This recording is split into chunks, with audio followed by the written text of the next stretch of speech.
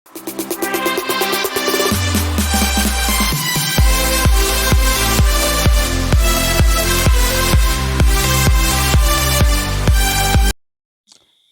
guys, welcome back to my channel. Tu ni khwai na sei no mu in da sa no chu phem te le tu ni block hell mela an jing chu tu ni khun jong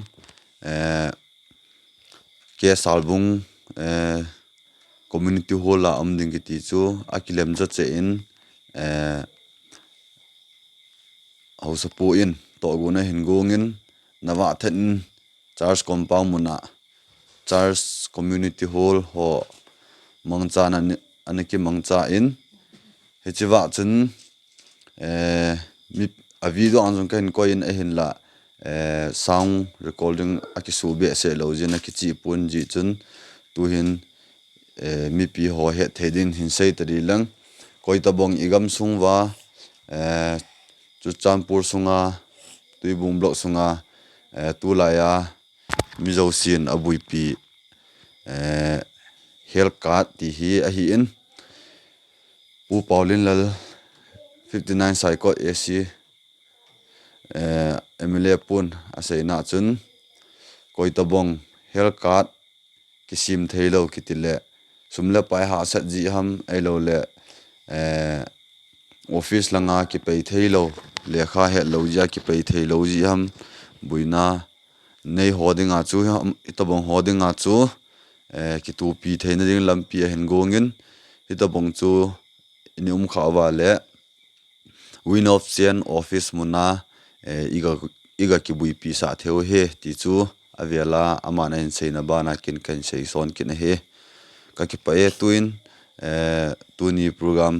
ho cha lol hing le en mi jong atam len hi chi video chu chom cha kan kamin cho chone viautin koi tabong like subscribe bol nai lo yom wale like subscribe ane bol tin chu jong le share jong ne bol te ka ki pa e ni ve pan taute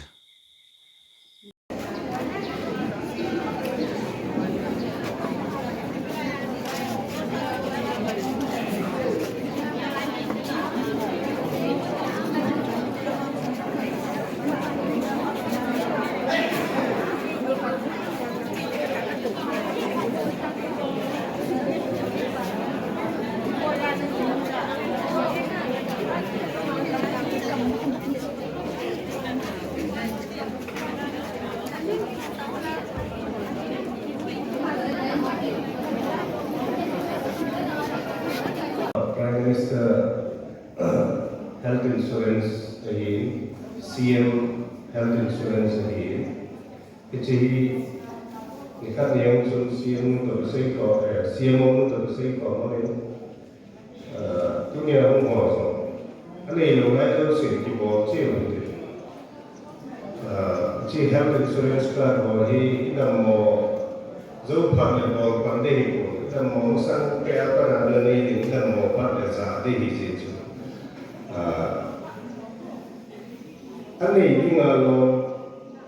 ani nai lo ana hepalo ana gelo lo isei pi to te yam de to pina ngai sa da hi ai hai le ding nei lo ham ai lo de sum pai kem nei lo ki bo zo lo ham ai lo office chi na mo ai lo ki bo te lo mo mai lo we know change